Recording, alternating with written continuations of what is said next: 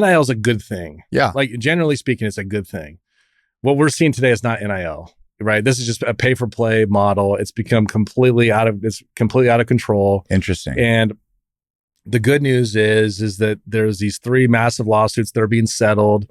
You may have seen it in the news, these antitrust class action lawsuits that are going to hopefully stabilize that aspect of the business a little more. Yeah. In the future, the athletic departments are going to be permitted to revenue share with the student athletes. So starting next year, 2025, okay, we will be sharing up to $22 million a year with our students. Holy cow. And that will take the place of what you see a lot of these NIL collectives doing now, where they're paying the players in exchange for their talents, if you will, because it's not NIL. I'm going to fall short of calling that NIL.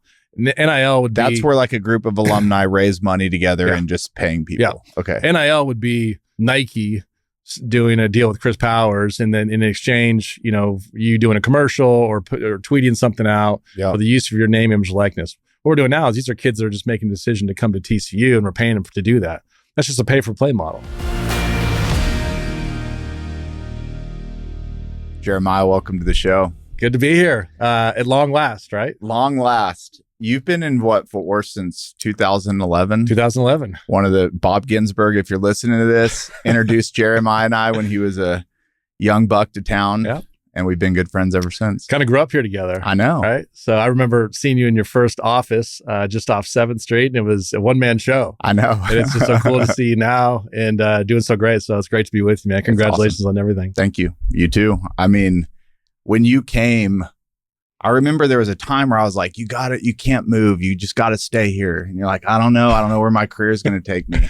And now you're athletic director at TCU. Yeah. Well, I tell you what, we got here at the perfect time because you look at not only TCU, but Fort Worth, DFW. I mean, is there a place you'd rather live? No. So, but we're lucky, when I got to TCU in 2011, you could just feel it was about to take off. Yeah. And the stadium was in rubble. We just come off the Rose Bowl.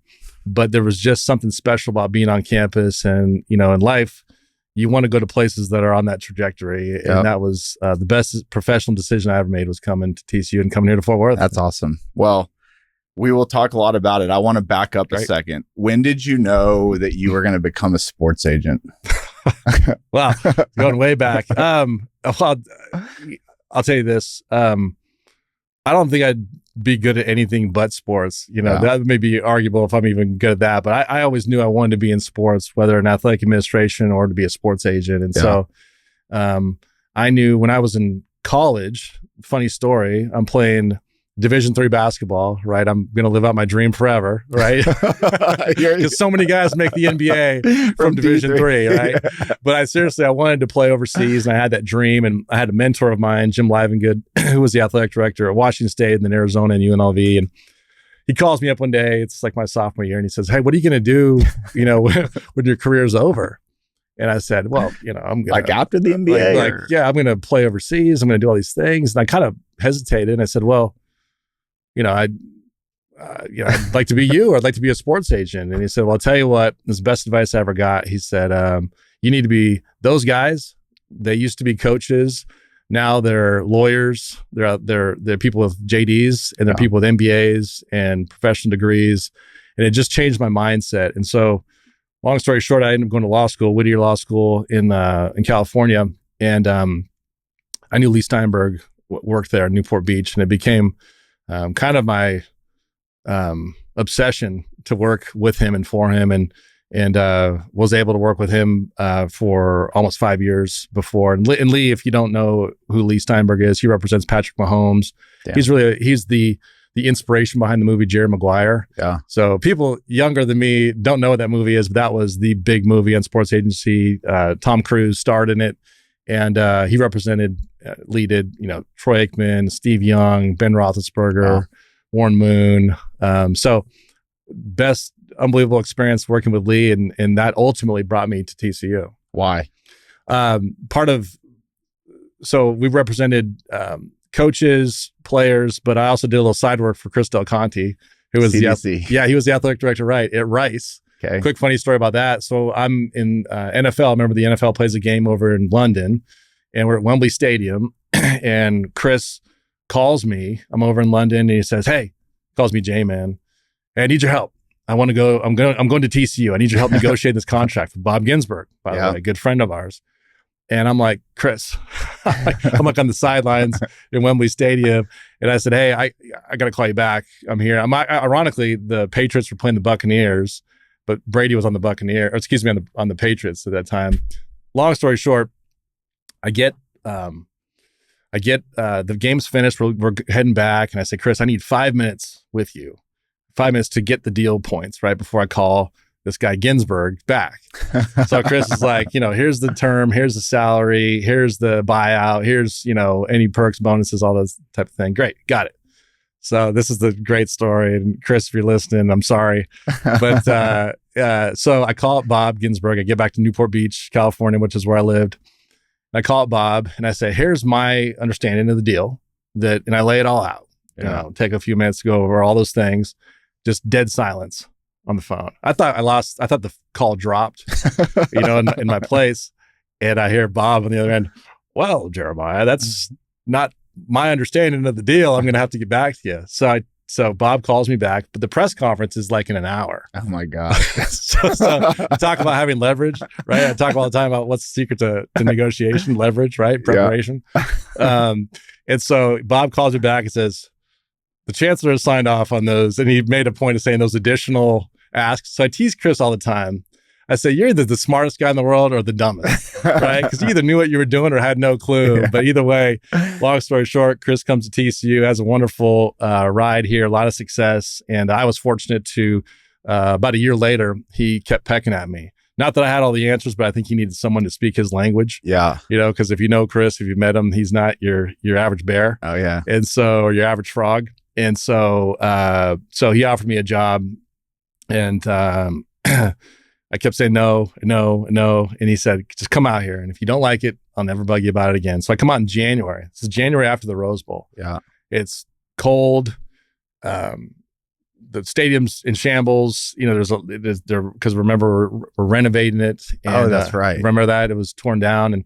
But you set foot on campus and you could feel like the magic of it. Yeah. And I went back and my girlfriend at the time, now my wife, Nicole, I told her, I'm like, you wouldn't believe this place. Like, this would be a good time to take a chance. And it was the best decision I made professionally to come out here. So he hires me, took a massive pay cut. You talk about, like, I tell a lot of our younger staff, like, bet on yourself, take a risk. And I took a big pay cut moving from that back into this industry, which is really where I wanted to. The sports agency was fun. That business was fun. It was a great experience, but I don't miss it. Yeah. What I'm doing now is much more gratifying and just it's where my heart is. And just for the record, didn't you grow up like next door to Del Conte or Yara's families were friends? Yeah, kind of. Yeah, our families go way back. And so I've known Chris since I was probably 10. Oh, that makes me feel old. I've got a 10-year-old at home. But our families go way back. Our fathers were really good friends back in Taos, New Mexico. Yeah. They had a big children's ranch, and my dad was a first-generation college student, first-generation medical student, and was went down to Taos to be like a ski doctor. Meets Chris's dad in town, says, hey, we could use some medical help. We'll offer you a place to live. Come up to the ranch. And so they became friends. And years later, Chris graduated college and said, want to go to grad school. And his dad called my dad and said, hey, could you help him get into Washington State, where my dad was a team physician for the Cougs. And so Chris comes to town and just, I'll never forget my first impression of Chris. He had this car. It was like a Volvo and it was like he called it the anchovy can. And he had just moved from Santa Barbara. And so I jump in the car and he pulls open the glove box, and like 100 parking tickets come like filing out, like all over the seats. And, I think he wadded them up and threw them away. So the city of Santa Barbara is probably still looking for him. Maybe he's paid those off, but, Chris is a friend, a brother, a mentor, and we had a great ride together. And it's fun. We still talk a lot. People ask me, do you guys still talk? Like, yeah, we talk all the time. But when we talk, we won't even talk TCU, Texas stuff a lot of times. We talk, families and that type of thing. That's awesome. Okay. So, you leave and you come to TCU. Mm-hmm. So just for people listening, set the stage again for, like, in your mind, where TCU was as a university. Everybody kind of knows where we are today, but what were you stepping into?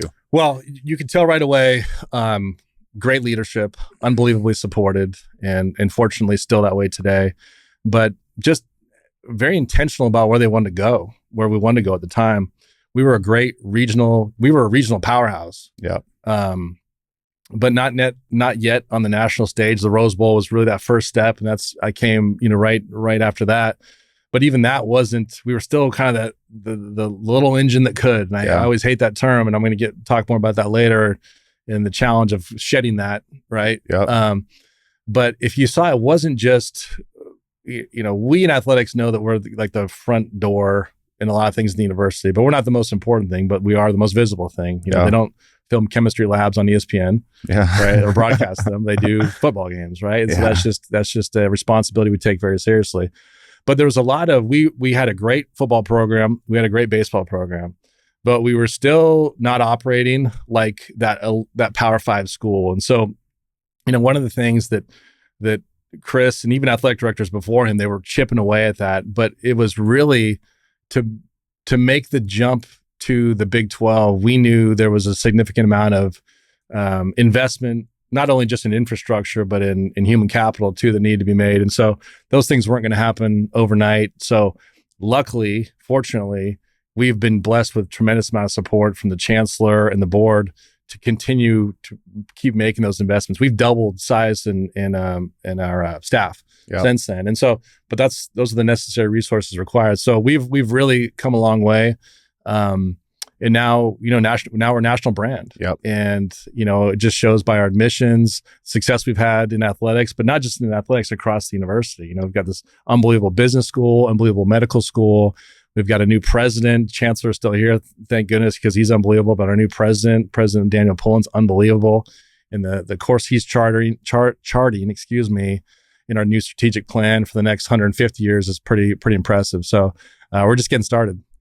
Okay, so real quick, you said operating like a Power 5 school. Yeah. So if you had to summarize, what is a program that's not operating like a Power 5, like just from a more business perspective look like? And then once you've kind of reached Power 5 like status, what's head count or programs, or what's the bridge to get there? Well, the quality of your facilities is an easy one. You can walk on some campuses and Daniel Meyer Coliseum. The old Daniel Meyer Coliseum is a perfect example, right? That was an awful facility. That's our basketball facility for those who aren't familiar.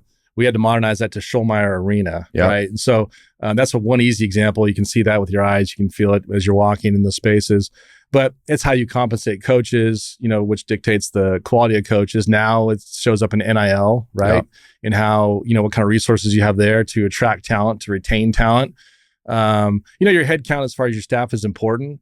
But it also has to do with your partners. Like we're a great partner with Nike. I'm on brand today, as you are, by the way. I appreciate that. By the way, proud TCU grad. I know you are. And so, Frogs. I know that's probably some of your listeners know that, but not all. By the way, I'm very remiss. I brought you some gear. Man. Yeah, check this out. So this is, I even got your size and everything. I'm going back to school. Yeah, check that out. There's a lot of brand new stuff. I'll open the other side. Yeah. We'll do a little fashion show here on your podcast, but we got all sorts of stuff here for you. Baby. So we try to keep your closet full and purple, but there's a lot of good stuff in there. If any of those sizes don't work, you know where to find me. But I lost track. So anyway, we were comparing. So, we needed to modernize our ticket operations. Like one of the things we weren't doing, and it's nobody's fault, but we were not asking fair market value for our ticket price. Like in the 6 years before, like the Fiesta Bowl, the Rose Bowl, you remember those years where we were losing one game a year, undefeated. We raised ticket prices a total of $10 over 6 years. And it's no one's fault. We weren't comfortable at that level yet, right? Yeah. And so we weren't comfortable asking fair market value, which is,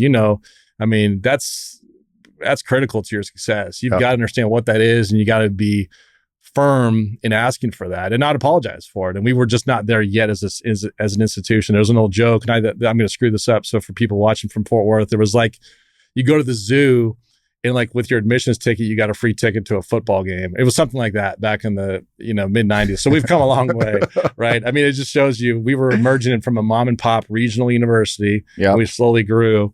And under Chancellor Boschini's leadership, we've become a big time national brand. Okay, you mentioned this, and we have a lot of business people on here, but you've probably raised more money than most of my business friends have raised in business. Well, I've had help, but we've raised a lot. We've been fortunate. You and your team. Yep. I guess just we don't have to go too much into it. What's the secret to raising money? Well, now, you raise it on behalf for a school, and so maybe your audience is a little different, but it's a lot of business guys. It's a different ask than asking for like a for-profit venture. Yeah, you've got. I get asked that a lot. So you've got to have something people want. Yeah, right. Or something that you're always selling. I tell people this all the time. Like you're selling a product, a vision, an idea, yourself. You're always in a state of and in position where you're trying to influence someone. So for us, it was about painting a vision that people could get behind. Yeah. And what are the benefits if that vision comes to reality? It's not just winning football games and going to the CFP. It's what is the impact on the school, the community, your family? Is this a place your kids want to come to now?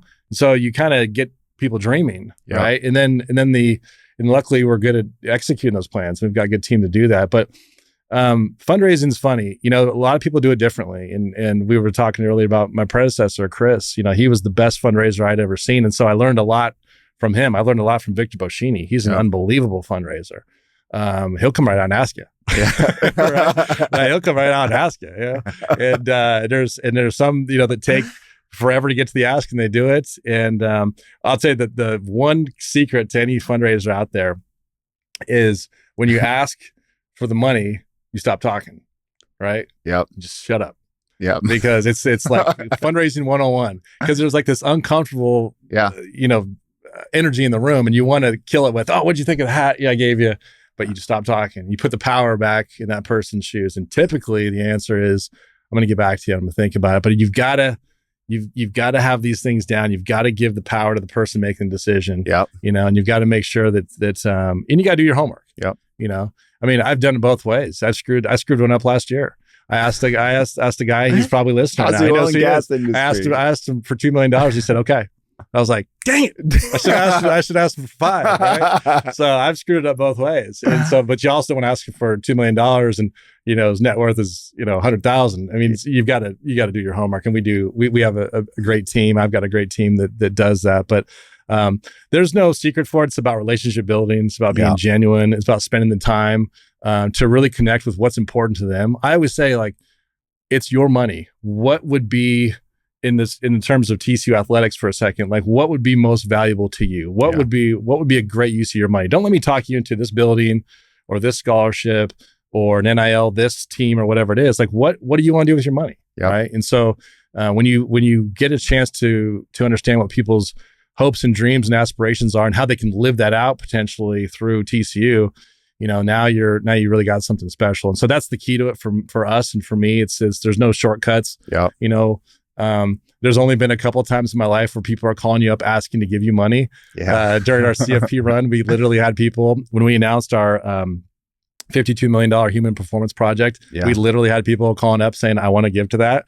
That's unusual. Really? But it also shows you the value of football, and in Texas and at TCU and in winning, people want to get on board with that. That's the value of football in our business. So. All right. We're getting to the business and sports and football. I have one more question before we get there, though. So Chris is going to Texas, I believe, in 2017. TCU is like on the up. I guess just the question is, when you came in, like you guys were on a hot streak, you two were thick as thieves. You, I guess, had been picked to become athletic director. I guess one was like, were you feeling a lot of pressure? Oh, sure. Yeah. So another funny story. When Chris announced he was leaving for Texas, I was in Los Angeles with the basketball team. We were playing in a tournament downtown in Staples Center, which has since been renamed. And I was also interviewing at Washington State University. Oh, you were? Which is where I grew up. And so I wake up and I look out the blinds of the room downtown Los Angeles, and Chris tells me he's leaving. He called and told me he's leaving, and he's emotional about it and says, hey, I think you've got a great chance to be the athletic director at TCU. He also knew I was interviewing at Washington State to be the athletic director. He said, but if none of those things work out, I'd love to have you come down to Austin and, work with me and, work on my staff. So I sit there and I'm looking out over LA and I'm like, damn, my life's about to change because I'm either going back to Pullman, I'm going to Austin, but what I wanted to do was be here. Yeah. And so it worked out great. And I'm just forever grateful to the chancellor for giving me that opportunity. But that's kind of how it went down. And it's, but yeah, there was a lot of pressure for sure. One, you're living up, there's a standard here. And, we've got very high standards. We expect to win, and we expect to win not only on the field and on the court, but across in everything we do. And you're stepping into big shoes, and you're a first-time guy. I was a first-time athletic director, and so there's going to be some bumps, and there was a lot of sleepless nights to make sure that not only I was living up to those, but also having my own influence on the department, how I wanted it tweaked and how I wanted to run. Yeah. So but those were fun times looking back on it. And then right when you just feel like, boom, you got this, you're really starting to get your legs under you. COVID hits. Yeah. Right. So like year 2, I'm like, I get this. I know what they're trying to do. I get this. I'm meeting people and we're really starting to fly high. And then boom, COVID hits. And so, like my dad used to say, if you want to make God laugh, make plans. Yeah. And so that was kind of how that went. All right. Real quick though, first day on the job or maybe first year, did you have like a immediate plan, or was it since you'd been on the team and kind of knew what was going on, you weren't going to go shake up the tree at the day one? Yeah, I did. I wanted to. It wasn't broke, right? Like this was not a fixer upper, right? I wasn't being called in because things were so bad. We were. It was the opposite. The pressure on you was like, like let's keep it going. Go the other way. Let's keep it rolling. Let's go.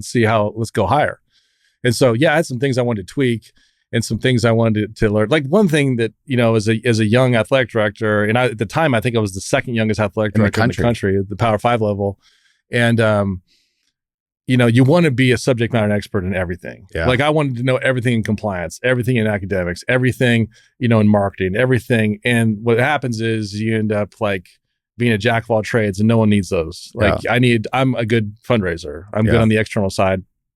I need the subject matter experts to be the subject matter experts, right? Yep. And so empowering those people, that was like that was a leadership trait that it took me a year or two to develop, was like, let me empower those people to just, you've got the talent, let them run, right? Rather than trying to get in everyone's business and understand, I don't need to be the compliance director. Yeah. We'd be in trouble if I was because I just thought that I don't know it. Like I don't have it memorized, right? So, but there was some operational things I thought we could do better. Some areas of focus. I thought at the time we really needed to focus more on the development of our student athletes, the holistic, and in some ways that might have been a little prophetic, because soon after that NIL comes, and now we're teaching these kids, they've got money for the first time, how you manage that money, how you pay taxes, how you build your brand, how you build your brand on social media. A lot of these, once NIL came in, we created 525 entrepreneurs overnight, right? So now I'm taking a little bit of a deviation from your question here, but one of the things is like, and I came from that industry. Yeah. So I was in some ways maybe perfectly equipped to kind of manage that change, because I've always thought these kids are making a lot of money for the university. They should take a piece of it. And I'm sure we'll get to that. We're heading down that path, but let's just keep going. But one of the things is, so you have these entrepreneurs on your campus, like, okay, we were surprised, by the way, how many already had companies set up. And really? LLCs. Yeah, these guys were ready to go. I mean, they had side businesses, not for the name, image, likeness of them in a TCU as a TCU athlete, but some of them, were doing music, were selling products like on their own. And so really? had the entrepreneurial spirit and mindset already before that. So that was pretty cool to see. They weren't offering NIL deals to nerdy business school frat guys. But maybe that's coming. I know this. I know I'm your guest on this podcast, but one of the things I loved about you when we first met was you were selling real estate as a student at TCU. Like, have you told that story? I've told it a couple times. I'm flipping the script on you. I was buying real estate since freshman year of college. I've been doing it 20 something years now. Since freshman year in college. Since freshman year, I bought my first house. My goodness. Over on 3511 Corto. You were buying real estate. I was finding out how I could just go buy a meal like in the student union my freshman year. I would stay up till 4 a.m. drinking with all my buddies. Wake up wherever you are. Wake up at noon. Go to the mortgage shop. Get a loan. Those are the best years of my life. American dream. It was the best. Yeah, that's cool. I've always admired that about you. You are like you have the entrepreneurs. I've never seen anyone with a better entrepreneur spirit than you. I love it. It's the game. That's my sport. I don't get you get sports. Business is my sport. Well, that's right. All right. So you said the hot button, NIL. Yeah. And actually, Jamie Dixon got to come speak to our YPO forum, and it was awesome. Let's just be as open, like we can take it whichever direction. So it started, 3 years ago? Yeah, 2021, July 1st. So this is the 3-year anniversary of it. Yeah. Do you feel like today you kind of know what's going on, or is it truly still the Wild West where every year you're still getting tossed and turned around? It is the Wild West right now. One of the things that happened is that, let me step back. Yeah. NIL is a good thing. Yeah. Like generally speaking, it's a good thing. What we're seeing today is not NIL. Right. This is just a pay for play model. It's become completely out of control. Interesting. And the good news is that there's these 3 massive lawsuits that are being settled. You may have seen it in the news, these antitrust class action lawsuits that are going to hopefully stabilize that aspect of the business a little more. Yeah. In the future, the athletic departments are going to be permitted to revenue share with the student athletes. So starting next year, 2025. Okay. We will be sharing up to $22 million a year with our students. Holy cow. And that will take the place of what you see a lot of these NIL collectives doing now, where they're paying the players in exchange for their talents, if you will. Because it's not NIL. I'm going to fall short of calling that NIL. NIL would be... That's where like a group of alumni raise money together and just paying people. Yeah. Okay. NIL would be Nike doing a deal with Chris Powers, and then in exchange, you doing a commercial or tweeting something out for the use of your name, image, likeness. What we're doing now is these are kids that are just making a decision to come to TCU, and we're paying them to do that. That's just a pay for play model. Yeah. So that now comes in house in 25. Okay. And TCU's committed, so it's a permissive cap. At every school has. At every school, they can do it. It's permissive cap. So some schools aren't going to do it. Why? And because they don't have the money. Oh, and so one big thing for TCU is we've made the decision institutionally to do that. Yeah. Big deal, right? Because now, there's not a school that can pay more than what we're doing. So Texas, Ohio State, all the schools with massive budgets, we're doing the exact same. So it's a huge thing for the TCU, huge thing for Fort Worth, huge thing for our football, basketball programs, especially. But we will be at the top end of the revenue share. There's not anyone who will do more than us. And right now, the little engine that could, right? The one we started about back in the Rose Bowl. Come on, baby. So that we talk about the growth, that's one. And that's an institutional decision to do that. We don't have to. There's schools in the Big 12 that won't be able to do all that. Wait, so, real quick, so I'm understanding you. It's sure. 20% of total sports revenue. 20% of an average of the Power Fives, and that you get to 22 million. Oh, so it's an average of the Power Fives. Yep. So everybody gets 22 million. From the lowest budget all the way to the top budget, they took the 20%, you get to 22 million. So you hear the rumor of like A&M's raising like 100 million a year or whatever. What do they do with that other 80 now? So now those will have to be the way that the legal settlement. It's called the House case. That's really there's really 3. There's really 4. But the House settlement's what people are kind of generally referring to it as. So now real NIL will take over. So in addition to the revenue sharing, kids can still get NIL deals, but those are going to go through a clearinghouse. There's going to be a third party that's going to regulate that. So it should stabilize a little bit of the Wild West. It's not going to be perfect. Yeah.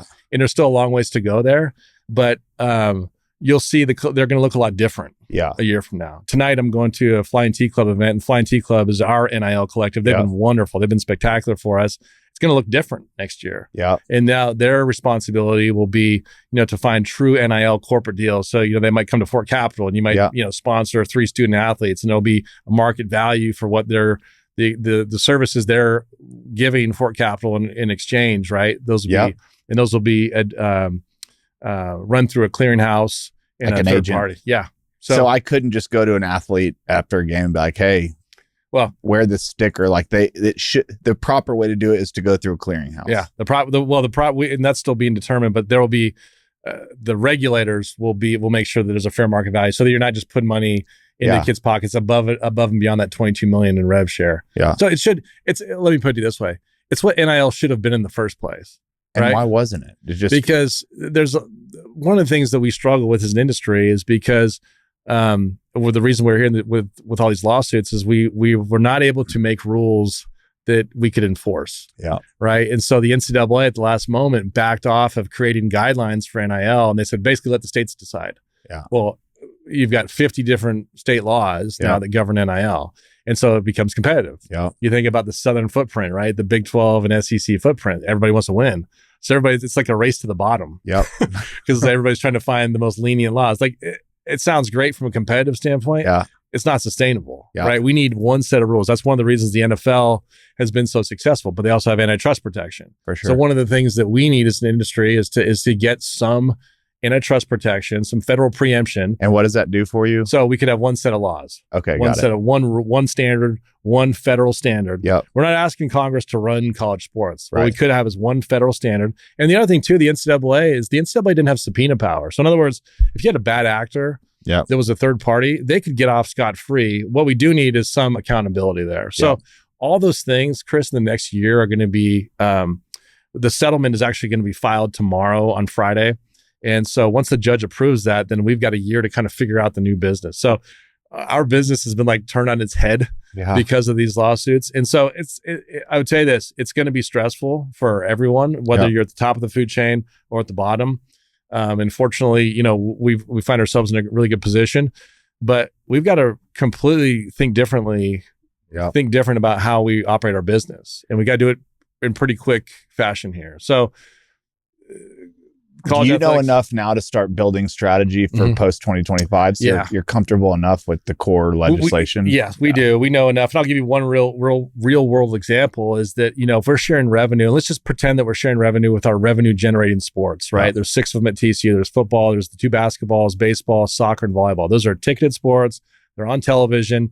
Those sports produce revenue. They don't all make money, but they produce revenue. If we just said for a moment, and I'm not saying this is what we're doing, those are the sports that will share the revenue sharing that we're going to provide. The 22 million is going to be spread across those 6 sports. Well, I would tell you that's 230 student athletes. Those are 230 licenses we need to individually negotiate with those student athletes. I don't have anyone on my team right now that's in a position to do that. So we're going to have to create an internal department to manage that because it's going to be a permissive cap similar to the pros where you have a salary cap. We're already consulting with folks in the pros to say how you do that. Like in the NFL, for example, you've got your quarterback room makes this much % of your salary cap, your offensive line, your left tackle, those people are valuable, your defensive line.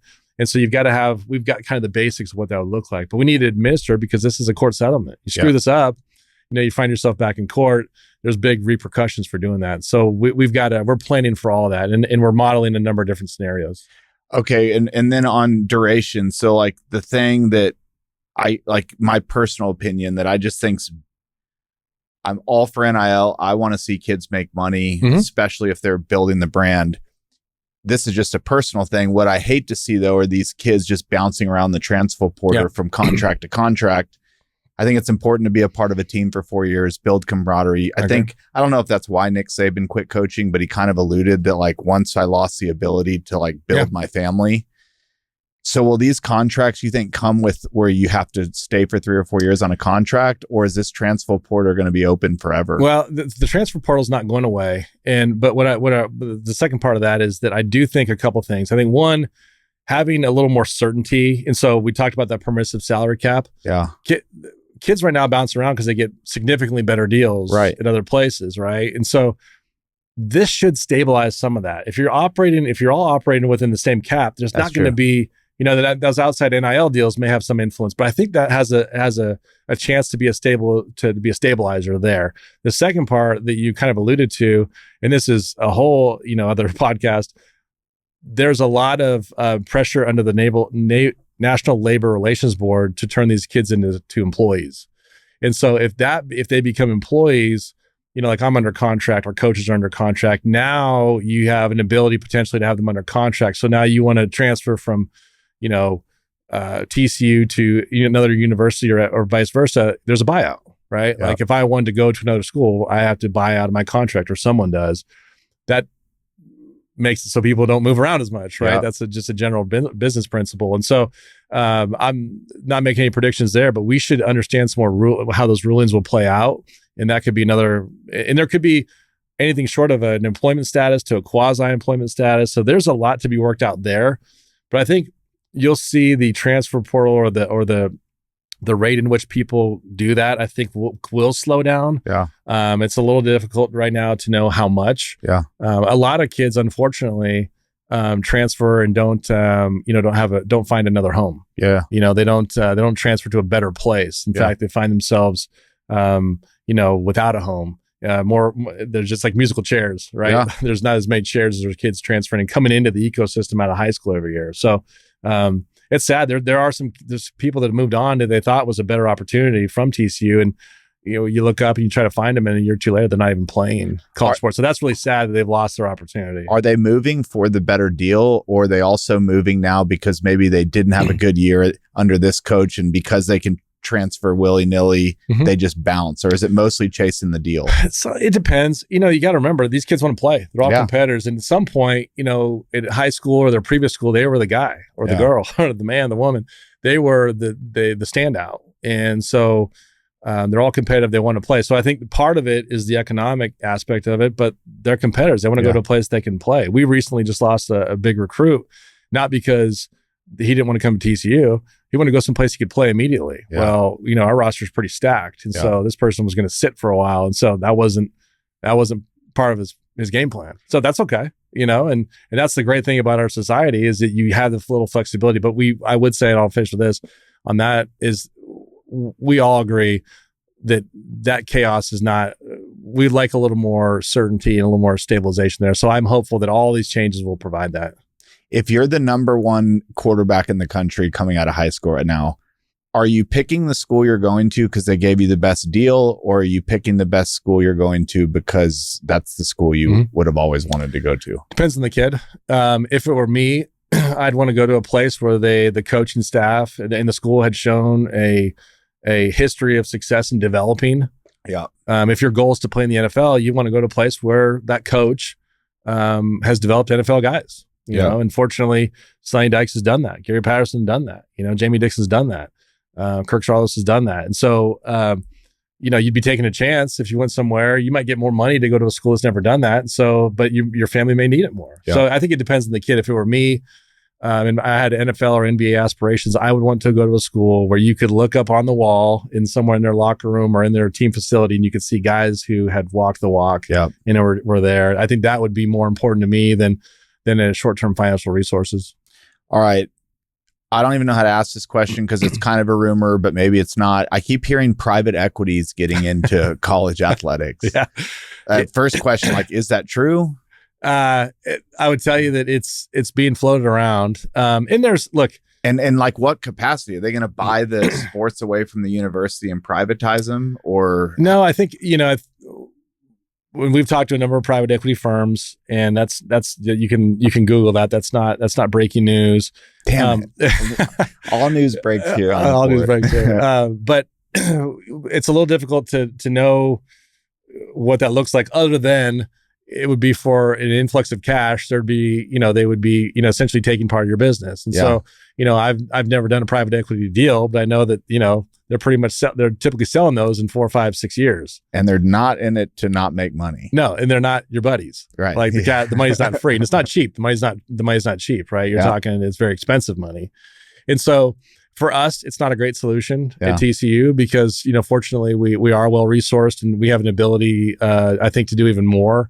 But there may be places where they're underperforming, whether it's in sponsorship of tickets or advertising, where you could bring in a private equity, especially if that private equity firm, I would say, has other ownership interests that could be leveraged into other aspects of that business. It might work. I'd say for us, it's not a solution right now we're looking at. We've met about it as a university, and it's just not, it doesn't make sense for us right now.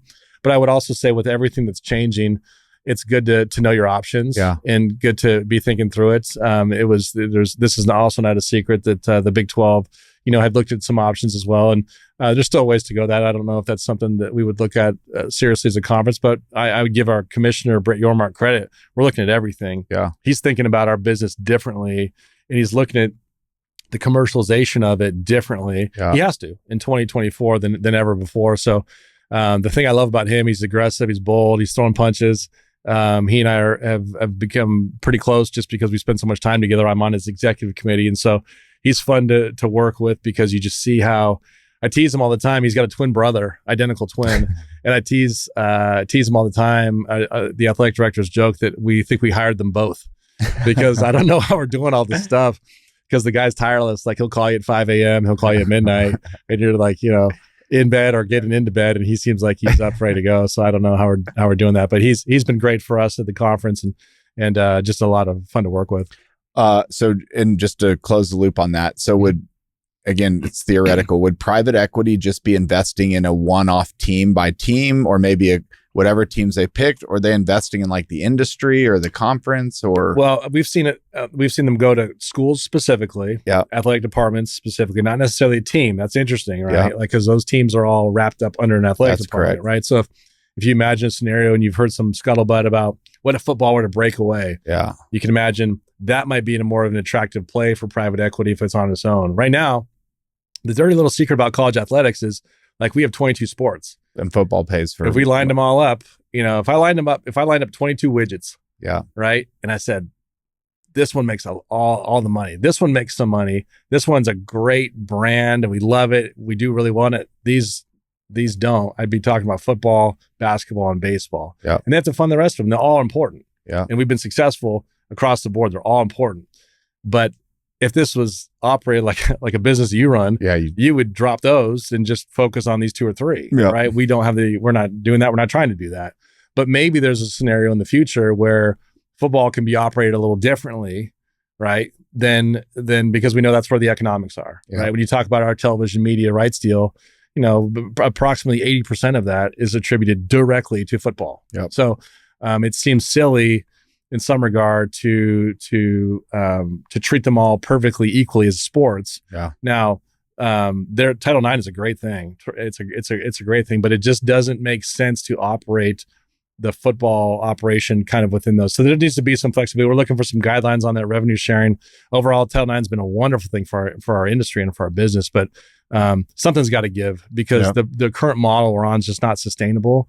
And the growth of football and the amount of dollars and resources that go into it every year, the cost of doing business goes up every single year. And so when you go to circle back to private equity, there may be a scenario where if there were to ever be some kind of deal where this super conference you hear about or football breaks off, I could see that being potentially an option where private equity or outside resources come in. All right. Real quick, you don't have to go through each one, or if you had to rattle off really quick, what are all the different revenue streams in college athletics as it relates to TCU? Just like stream of consciousness, you might miss a few, but like, how do you make money? Your TV media rights deal is half of it, or your TV media rights deal is probably half of it. Your live gate, which is your tickets, your suites, parking. Then you've got your licensing deals, sponsorship, advertising, concessions. There's we get a distribution from the NCAA for the men's basketball tournament, soon to be the women's basketball tournament, which is really cool. The rise of capitalizing on the rise of women's basketball and the growth there. Those are the biggest ones that come to mind. Those are, that makes up 97% of it. Obviously not including private donations, but we have an annual fund. That makes up 15, 16, 18 million dollars that every year goes into that budget. But those aren't. I'm talking about just the other sources of revenue. If it's a night game and I've been tailgating and you're looking at the Chicken Express revenue line item, that's probably me making it hockey stick. Shout out to Ricky Stewart there at Chicken Express, who's also sponsoring the Flying Tea Club event tonight. So just another shout out to Ricky. All right. Coaching's huge. We can tie it back into NIL a little bit, but not really. I'll ask it from an NIL perspective. How has it changed your relationship with coaches, the NIL, or like what are they asking for? Just what's changed from that relationship? Well, it's forced them. It's really changed the game for them. You could argue both ways, for the better or for the worse. On one hand, they're having to be fundraisers more so than ever. Every coach to some degree will have conversations with donors, but now the conversations are a little different. About, hey, this kid wants to come here, or it may cost X to keep this player or these players. And it's much more, it's changed. I mean, when student athletes, especially in the cases of football, the basketballs and baseball, when they come to campus, one of the first things they're asking about, it might not be the ultimate decision. It might not be the ultimate thing that influences their decision, but they want to know what's the NIL situation. Yep. And so they've got to have, our coaches have to be armed with, one, we have to make sure we have the resources to execute the promise, deliver on the promise rather. But managing a team, and then you've got some that are making more and managing that locker room. And, Chris finds out what Jeremiah's making and Chris gets mad because Chris is playing more than Jeremiah, or, you imagine those dynamics. Yep. And it's not fair. I'm better than him. How come he's making more than me? Or how come they are making more than me? Or, what are you paying your freshmen versus your seniors? There's a whole other layers of that, the complexity. I would say this, and I could get criticized for saying this, but coaches make a lot of money. Yeah. But they really don't have much of a life. Yeah. Because, if you think about, they're, other than maybe a couple weeks of vacation, they are on 24/7. And you've got, in the case of football, you've got 120 bodies, young men, you're responsible for. Yeah. And you need to know what they're doing. You're accountable and responsible for what they're doing at all hours of the day. Yeah. Well, do you remember what you were doing? Well, I know what you were doing. You were 19. Yeah. You were buying real estate. That wasn't what I was doing. And so, but I was staying up till 4 a.m. you were staying up till 4 a.m. You did say that. And so, then you're managing a staff. And oh, by the way, you have this thing called a family at home, and they have their needs, and you have responsibility as a spouse there as well. And so it's tough. It's a tough deal. And they make a lot of money, but they earn it. Yep. And especially those that do it well, and are able to have success. I mean, they really do earn their paychecks. But the NIL has just changed it so much, because now they've got to develop relationships, really personal relationships with donors and collectives, and they need to make themselves available to those folks as well and make those appeals. And so it's I think any coach would tell you, in this new world of permissive revenue sharing, that it's kind of like a little bit of a sigh of relief, because I think they understand also that it will take the pressure off them a little bit to be this kind of fundraising coach / I mean, it's really a lot of work they're putting into to maintain a roster at this level, right?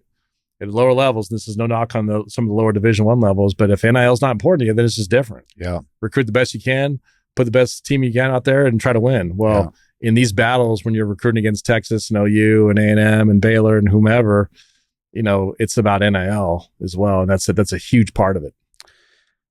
Oh man, it's so true about coaches. Like when you watch interviews of the best coaches, like right after every game, they're back in the film room. Yeah. They just, the way they talk, like I listened to Schlossnagle, who just went to Texas, give his, speech at Texas on YouTube. And he's like, I don't do anything. I don't fish. I just like, don't hunt, don't golf. Yeah. Yeah. He really true. is. He's always been a one trick pony. And that's baseball. They're maniacal about it. Non-related to NIL, what's your relationship to coaches? So you're in charge of raising a lot of money, running a team of 400 people or 240 250 total staff, and then another 550 student athletes. So it's about 800 people that are in our 22 department. Head coaches. Yep. And so what's my relationship with them? I try to be supportive, and I'm not going to come in and question the X's and O's. And I tell them, if it's important to you, I'll do it. So in other words, like if there's a recruit that's on campus and it's like, hey, Chris Powers, 5-star kid, or great family, whatever it is, I want you to meet him. I will always, if I'm in town, I'll try to make time to meet with that student athlete, that prospect. Yep. I'm pretty easy to get in touch with. I try to make myself available, but I also like to, part of my management and leadership philosophy is I want the leaders to lead. Yeah. I'm hiring you for a reason. And so I very rarely, kind of get too deep in their business, but I want to be a partner, right? And I want to help them, support them. Sometimes it's with resources, but sometimes it's just talking through scenarios of what that might look like here at TCU. And acquiring talent acquisition is the most important thing we do, whether it's talent on the field. You're only as good as your people and your coaches and your staff, right? And so not only attracting those people, but retaining them, right? Because we've got some really good, we are the gift and the curse of success is you typically have good people around. The curse is that everyone's trying to pick them off. Yep. And so that drives your compensation budgets. And so that's a great, you should have seen, it's not uncommon that the second a season is over, I'm talking with the head coach about how the heck are we going to retain this assistant or these assistants or the head coach themselves, because, said program is now coming after them. So those are good problems to have. I tease the chancellor all the time. I'll get approval from him to extend a coach or to offer additional compensation. I'll say, start with this. This is a good problem to have. Yeah. Because we just won X, but here's the deal, we've got to do a little more here or there. So again, good problems to have. I wouldn't trade those. It's better than the alternative. It is better than the alternative. And recruiting coaches, I don't even know how to ask the question. It just seems like every time you hear of a coaching announcement, not just at TCU, but anybody, it's always like, this is done on like a faraway room that nobody could see. And we met in an alley and we made the deal and we went back to our schools and announced it. Like, it sounds like the guy down in Austin. What's the high pressure coaching? Like, how do you recruit a coach that's already at a big university? They're very plugged into the program. It's got to stay totally quiet. Mm-hmm. How does this happen? So we've used a search firm. Okay. Most schools do. And then what they'll do is that they help you, kind of organize those things because they're very delicate situations. And for two reasons. One, you never, if you're in the market, right, and you're looking for a coach, everyone knows you're in the market, but that coach is still under contract somewhere. That coach may be coaching a team. That team may still be playing. Yeah. Like, you got to be mindful and respectful of that, because if that doesn't work out, like, they've got to go back there. Yeah. Right. And so you've always, it's an unwritten rule in our business that, like, you want to be mindful of that. Yeah. And I think those are boundaries you don't want to step over. What you wouldn't want to do is expose that, and then it's not a fit. And then that coach has to go back to that school. Yeah. And he or she is not wanted anymore. They're angry. They're ticked off. And so, like, that'd be unfortunate. Those people have lives and they have families. And so you got to be really mindful of that. So we try to be, and it's, if you're talking, a lot of the proper protocol is if I'm, I would call my counterpart at that school and say, hey, wanted you to know, we'd be interested in talking to your coach.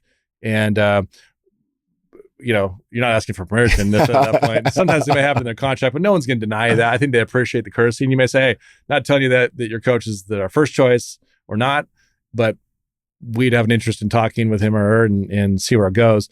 Very rarely, what you described, kind of in this, out in the middle of the night, these clandestine meetings. I mean, that happens. Well, there was like a rumor when you hired Sonny that y'all had to like drive to Dallas, drive down an alley at like 11 o'clock, sneak in the back of some house in Highland Park. Well, after we announced that we were moving in a different direction, and Coach Patterson didn't want to finish the rest of the season, we were fully into coaching search mode. And so obviously, Sonny was the coach at SMU. And so we wanted to be very mindful of that, because he was coaching a team. They're having an unbelievable season. And we have a lot of respect for their program. And so it wasn't quite that. That's interesting, I did call Rick Hart, who's done a really nice job at SMU, and let him know that we were interested in talking to Sonny. And at that point, we didn't know if Sonny was going to come. We were talking to a few coaches and interviewing a few coaches. So, but there are some crazy stories you've heard. I mean, there's those things do happen. Yeah. How coaches how they come to be, but also how they're let go. There's been some wild stories. You might have seen the one with Lane Kiffin in USC. No, Google happened? That one. That happened years ago in an airport hangar. After a game, he was let go on the team plane or something. I mean, it just sometimes wild stuff comes, and I wasn't there, so I don't know what the circumstances were, but just crazy stuff happens in our business, and he ended up just fine. He's down there at Ole Miss. So it's a very resilient business. Coaches are a very resilient group, and sometimes it's just a matter about finding the right fit. Is there not just a TCU rule, but is there like a understood rule? And you see some of these, even like huge schools, they're churning their head coach out every like 2 or 3 years. And as a fan, I'm like, dude, you got to give the guy time to like get going. Obviously that's not necessary. It's definitely not the athletic director going, I'm the only one making this decision. That's probably pressure from trustees and donors. But is there an unwritten rule that like you kind of get 2 or 3 years, if by year 3 you haven't turned the program around, it's probably time to start looking? There used to be this kind of unwritten rule that you'd have to give them 4 years, right? They needed 4 years to kind of get their own team in, right? And those were pre-transfer portal years, where you could rebuild teams faster. I would tell you this, and there's different circumstances for all of them. Obviously, if there's misconduct, you may move on from a coach earlier. You may be forced to. Yeah.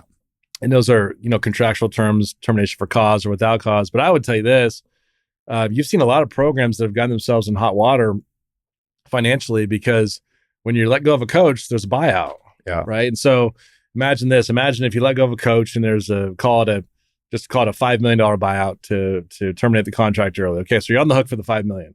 Well, guess what? Now you're also buying out typically a coach out of their contract, right? Because you're taking a coach. So pretend that's $5 million. So now you're $10 million in the hole before you've even signed them to a contract. Yeah. Oh, and by the way, if you have any assistant coaches that are in contract, you got to buy yours out. And then if they have any, so you see that it's expensive. These are not at-will employees. Yeah. Right. And so you've got to be really smart about how you're doing those. So let me fast forward. So let's pretend that little transaction takes place. We bring a new coach. We pay that coach more. Yeah. So now your balance sheet, your compensation is going here, right? You haven't played a game yet. Yeah. And you're all this money in the hole. And let's pretend after 2 years, it's not going well. And you're like, do I do this again? Right. Yeah. And so there's some schools, and I won't name them, who you've seen have had the notorious, kind of Scarlet A, which is they're paying 2 or 3 coaches not to be there. In other words, they've bought multiple coaches out. Yeah. Right. And some schools have had the misfortune of having to do that a few times. And so you want to avoid that. And does that come out of your budget, or do like private donors show up and will pay that? You would avoid at all costs trying to get a donor to pay that. Okay. You've been very supportive at TCU. Can you imagine if I called you one day and said, "Hey, can you help me?" You'd be sitting there going, "This is not how I." Yeah. Like NIL was one thing. Like that wasn't how I envisioned supporting TCU when you were buying real estate when you were 19 years old. But buying coaches out of their contract. Now, I'd say you put my name on that field. I'll buy that. I was just gonna say. You never know. And there's, I'm not, some, you got to do what you got to do. And there's some schools there are no resources to do that. I need donor support to help you there. You find a way to get it done. We've been fortunate to find resources on campus to do that, but I'm not to say that I'd be against it. There may be a donor that could help you, say, "Hey, look, I've got the resources to do it. Yeah. Don't pull it out of your budget, your endowment, whatever it is. Let me help here." That I'm sure that happens, but you'd try to avoid, like, I'd like a donor to help us build buildings and renovate places, not buy coaches out of contracts who are underperforming. For sure. That's a reflection of us not doing well. What was the average head coach in football paid when you started in 11? Oh, geez. Well, I'll put you this way. Now you're seeing these like $10, $15 million a year. So I'll tell you this. June Jones, the former coach at SMU. Why is that important? I used to represent him when I worked with Lee Steinberg. And we negotiated a deal. It was a 10-year deal. $10 million over 5 years, $2 million a year. This is back in 2000. I think it was 9. He had the second biggest Group of 5 contract next to Gary Patterson, who at the time was making a little bit more. So think about that. At the time, you had, and I'm just using him as an example because we're talking SMU and TCU. $2 million. I want to say the top coaching contract was probably in the $4 or $5 million range. Yeah. Now, if you look up and down the Big 12 conference, more than not are, well over $4 million. That's like table stakes now. Yeah. So and there's plenty that are over 10 million. I'm not going to reveal our coaches' contracts. You can look those up, but they're, it's just, they go up. It's the cost of doing business. They're going up. They're continuing to go up. Now there's 2 schools that thought, funny, you can look this up. Back to COVID for a moment, there was like this article in the New York Times that was like be curious to know if this guy still has a job, that COVID is going to be the great equalizer for coaches' compensation. This was going to be what it took to balance, to finally keep these coaches' contracts in check. Yeah, right. Boy, was that guy wrong. Whoever he is, it was the opposite. It's like been like on fire. It's insane. They're raging out of control. So, that's an issue within our industry. Yeah. But the reality is we can complain about it, but we're guilty of it. We're the ones paying them. We're the ones agreeing to do it. So it's the cost of doing business. Yeah. I don't know why I just had this question. You take someone so from an athletic department standpoint, let's say you take someone like such an anomaly like last year, Caitlin Clark at Iowa, who was clearly probably the largest college athlete in men's and women's sports last year. One, like how big of an impact does she probably have on Iowa's university economically that year? Well, geez. First of all, like what an unbelievable talent. And just, that was so fun. We were all kind of just captivated by not only her, but just the, South Carolina's run and on the women's side and just what she's done. But I'll tell you, this was really interesting, and I'm going to screw the statistic up, but this is not untrue. Caitlin Clark was unbelievable for Iowa and for women's basketball, but women's basketball as an industry, those ratings are through the roof. Irrespective of her. Irregardless of her, rather, excuse me. And so, but back to her, I mean, I can't, Iowa has a new athletic director who's doing a really good job. And I'd have to pick her brain on what the actual value is, but it's astronomical. I mean, I can just imagine what she's done for that program. The visibility, the eyeballs. I mean, everywhere you looked, it was Iowa basketball, the Iowa brand. So you think about what that's done for admissions. Think about how many young girls in the state of Iowa and across the country are growing up thinking about that logo and being the next Caitlin Clark. It reminds me a little bit like when I was a kid, Be Like Mike, the Michael Jordan commercials, like everyone wanted to grow up. Think about how many young women are inspired to follow her footsteps. So the impact at Iowa is kind of one thing, but the impact across the industry is another. So, but back to, it's hard to quantify. And I'll use another example. I get asked all the time. It's like, what's the value of the CFP run we were just at 2 years ago? Yeah, I was going to ask you that. The national championship. The national championship run. And so really difficult to quantify. We've seen it like, some tangible value is we raised $52 million in almost 6 weeks. Right. To build the performance center. So that was a year from now when that building's constructed, like I'm always going to remember that building is like, thank you, Sonny and team and everyone that came before them to help us to put that team in a position.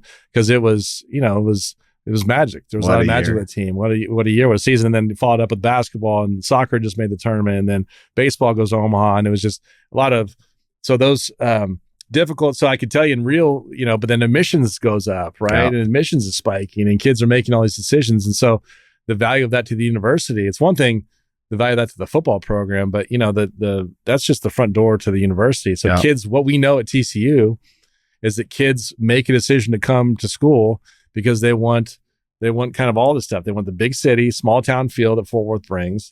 They want the in-person experience on campus, and you want to get to know your professor. Then when they want to walk across Stadium Drive and get the big time college athletics experience, right? And so it's that kind of that combination.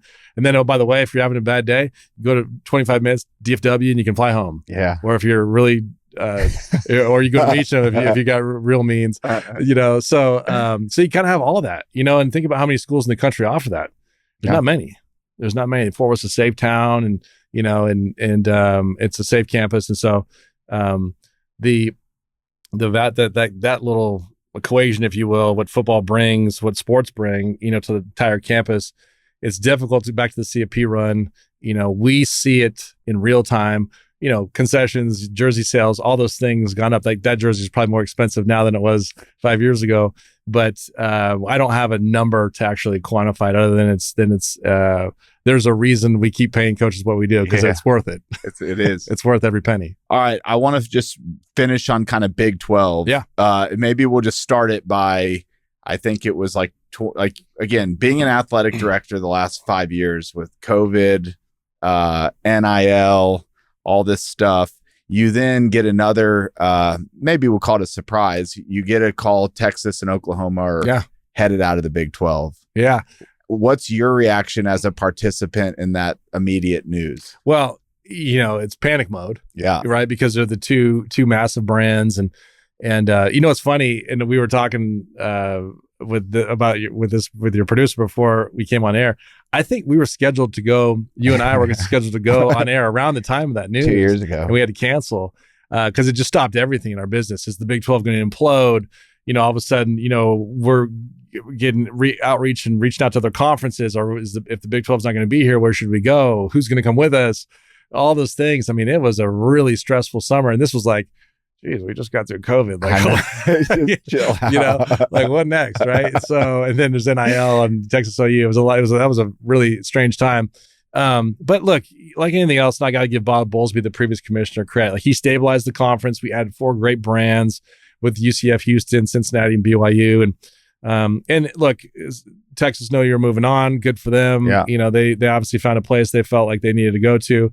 And then we were able to bring in, Arizona State, Utah, and Colorado. And now all of a sudden we're 16 strong. We've got an unbelievable commissioner, and you feel like that Texas OU news feels like it was 20 years ago. Yeah. And so, sure, you didn't, ideally you probably didn't want to lose them, of course, right? They're great brands, and we have a lot of we have a lot of history together. And those were, especially being regional, right? You like those regional rivalries; those are big deals. But life goes on, And so it wasn't my decision for sure, and so that's okay. But I like where we are as a conference now, and we'll see them in the playoffs.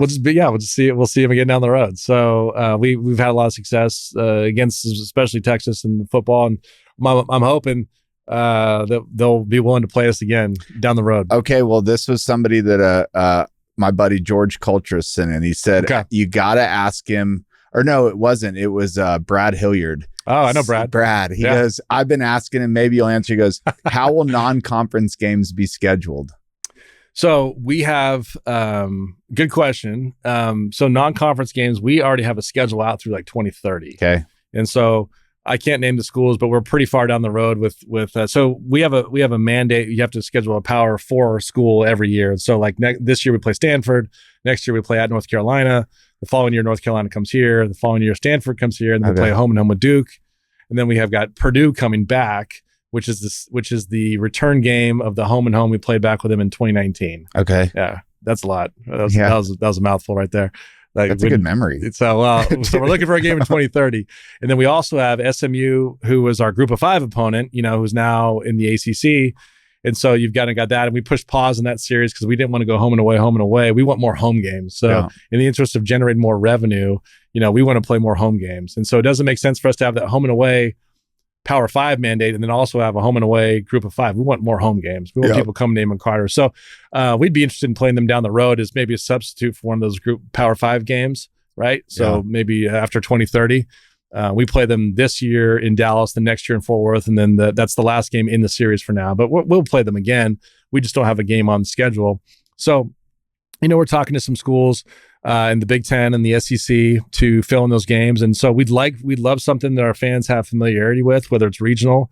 We talked about Texas and OU, and those are certainly schools that have shown interest in playing down the road, and we would have an interest in playing them. Not making any predictions yet because it's got to match up with their scheduling. Because what's crazy is, you schedule these games 10 years out, right? And so you look up, and a game in 2030 seemed like forever ago. That's in 6 seasons. Yeah, that'll be. It's coming here pretty quick. So we're having a lot of discussions. I'd also say that we're also being mindful that the ground is kind of moving under our feet as an industry. But that's how ultimately those games will be decided, the non-conference games, by Sonny and myself in the sport of football. And what happens is that I'll typically reach out to the athletic director or the scheduler on the other side, say, hey, would you be interested? The coaches will kind of confer, say yes, and then we'll get it together. So more I would expect here in the next 6 months or so, we'll have some announcements. Yeah. Do you think you'll see more kind of what happened in Colorado this year with Dion and they kind of became this like media brand / company? Do you think like showmanship and entertainment like that is going to come more into athletics where you have, shows on them? And we are in the entertainment business. Yeah. Like, make no mistake. Yeah. Like, we're playing a sport. Yeah. But we are in the entertainment business. Yeah. And so, talk about lightning in a bottle with a guy as marketable as Dion. But, if you just look at what College Game Day has done and become, and Big Noon on Fox, which is, the counterpart to that, and the resources they pour into those every year, they get bigger and bigger and bigger. Yeah. I mean, college football is the second most attractive brand behind the NFL. If you look at live sports in a non-election year, live sports, other than maybe like the Oscars, is like 95 of the top 100 shows in the every year are live sports. Yeah. It's like the Super Bowl, Final Four, playoff games. I mean, it's unbelievable. Yeah. I see these every year in the Sports Business Journal. And CFP last year when TCU was in it, we had over 20 million viewers for Michigan. Like, you're not getting 20 million viewers watching, ridiculousness on MTV, right? No offense, I love that show. It's a great when you're in the hotel on the road, you turn on the TV, and you pop that on. Like, I can fall asleep to that. That's funny stuff. Funny. But no, those are live live sports, that's some of the best form of entertainment, right? Yeah. We saw with the strike, the guild strike, that like, those scripted programming, those are gonna be hard to come by. Yeah. Sports, the value of sports and sports content continues to go up, premium sports content. So that's the good news for our industry. Like I'll kind of, I'll end with that one on you. Like the future's bright. Yeah. There's so much uncertainty right now, and there's a lot of things we need to work out. But we're a resilient business, and we'll be just fine. All right. Then I'll have two more. Yeah. You said the word super conference earlier. Mm-hmm. You just said there might be.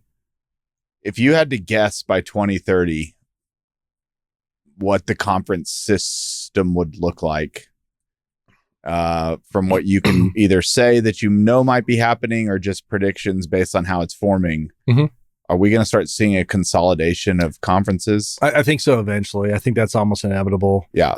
In 2030, maybe a little soon, just because I know like for us, our contract goes through 2031. Yeah. So it'd be a little difficult to imagine kind of how that takes place before these contracts, because you're going to have, I would guess, ESPN and Fox would be involved in that to some degree. Yeah. Or would want to be. They run college football. ESPN and Fox run college football. And so, I think it's headed that way. And I think, one day when our kids are here running this podcast, and, that will be the case. But it's a little difficult to know kind of how you get there. Yeah. Because it would require, a new entity. Yeah. And it would require the dissolution of the conferences as they currently exist. And remember, we don't have one person that oversees all of this. Yeah. We don't have a Roger Goodell. Yeah. We have every commissioner, or every conference has their commissioner, and they all have their own interests, and they're not giving up their jobs. I don't blame them. And so something has to happen. Yeah. Some kind of massive event or massive opportunity that provides more value. And by the way, like we're just talking football, then back to the other sports. Yeah. Like what happens to them? Yeah. Because my hunch is that the super conference doesn't tangle up all that. Yeah. So maybe the super conference is just a solution for football, whereas the Big 12, SEC, Big 10, whatever the conference is, maybe that's still the solution for the smaller sport, because those are important, right? Like it's funny, we're talking about this on the eve of the Olympics. Like tomorrow's the opening ceremonies. Yeah. In Paris. And today's the start of football season. And today's exactly. We got a great couple days. It's unbelievable, right? Like here it is, summer's over. And so it's back to Paris for a moment.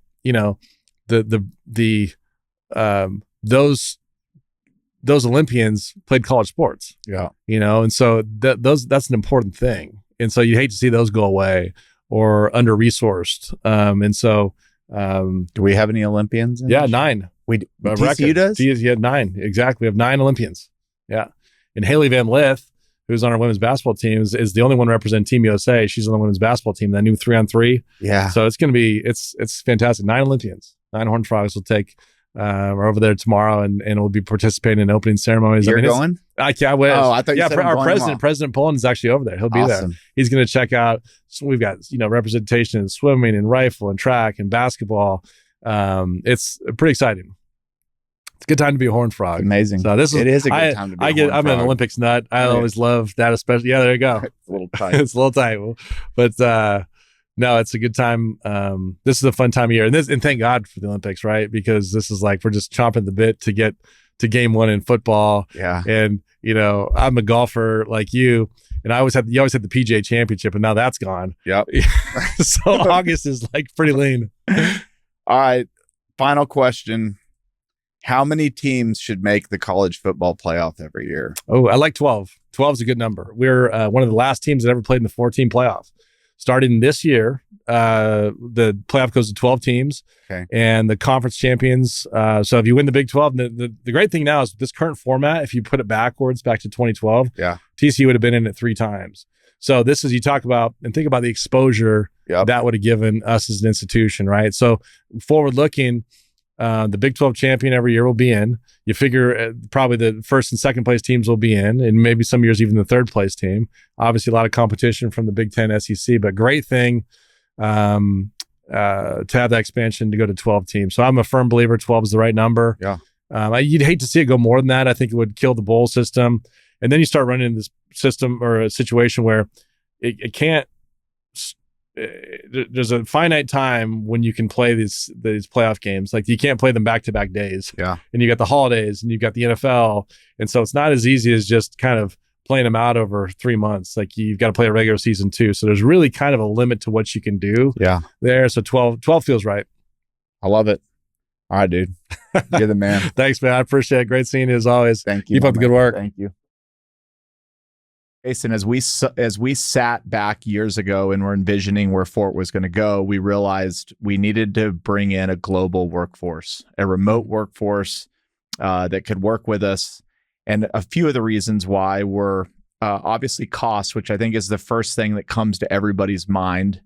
But then when we talk about shifts, a 24-hour shift, and maybe you can go a little further there, and some of the other benefits that we've realized as we've gone on. And now we sit here today in 2022. At the time we first had this was maybe 10 employees. Now we're at 46. Mm-hmm. And as you think about the next chapter and how we're scaling, it's almost inconceivable that we would do it without Relay Human Cloud. So can you just talk a little bit more to how the shifts work at Fort and the productivity and some of the other benefits that we've learned about working with a global workforce? It's actually been pretty transformational from how we think about how we're going to not only get stuff done today, but how we're going to get stuff done in the future as we grow. And so when you start going down that path of thinking about you're going to start working with people on the other side of the world, right? There's a lot of questions that come up. How are we going to do it? How are we going to train them? How are we going to manage them? Who's managing them? All those things come up. What we found with Relay Human Cloud was that all those thoughts had already been taken care of, and that we could focus on what type of talent is there that can join our team. Does it fit our need? And once we saw that all that thought and energy had already been put into the operational part of managing and running a team and the thing that we focus on here locally, then it was just a matter of finding the talent. And what I think that Relay Human Cloud has done really well is find a lot of great talent. And, these are people that are highly educated, that can provide a ton of value to a company like ours that otherwise we can't find here. And obviously it's at a high or a extreme cost savings compared to what we could find here. So what we started looking for was how could we supplement what we currently do with the team overseas. And it started off for us from an accounting perspective. We have a lot of these things that are repetitive, task-driven, that just never end. And we knew that our team was taking on a lot of work during the day, which was limiting our ability to take on new properties. And so we have a choice. We can hire another accountant or another staff accountant or promote somebody and bring that person on. But we're really just trying to solve, at first, a repetitive task. So when we reached out to Relay Human Cloud, we discovered that not only could we solve that problem, we could get a very qualified person that could not only do that, help support on a lot of other things. And so very quickly it turned into we're trying to solve some repetitive tasks to bringing on more and more team members that were actually helping us grow our accounting department without having to bring on a lot of people here. And so that just continued to grow. So since then, we've brought on additional assistants, but it started with accounting. The benefit of having a team working globally is that you get the benefit of around the clock, and it never ends. And so because we have a team here working on things, obviously the time runs out during the day, but there's things that they're gonna come into work tomorrow and they're gonna have to start doing that again. One of those things and a good example is cash reconciliations of every bank account. At Fort Capital, we have 50 bank accounts and there's cash reconciliations that have to happen every day. Well, that was something that locally a team had to come into work and start working on every day. Well, that just means there's other things they can't start working on. What happened immediately with our team at Relay Human Cloud was that overnight they were processing all those. They were doing all that accounting work on the back end so that when our team showed up in the morning, they could start on more important tasks that were happening locally directly related to the property. And that allowed us to create efficiencies. And so that's just one benefit. We can go through an entire list of things that we have discovered that overnight can be done to help increase the efficiency of the accounting team. That extends beyond the accounting team. It also extends to the property management team, processing invoices. So Fort Capital, we have millions of square feet of industrial space across the country. And with that, you have a lot of invoicing that's happening at all times.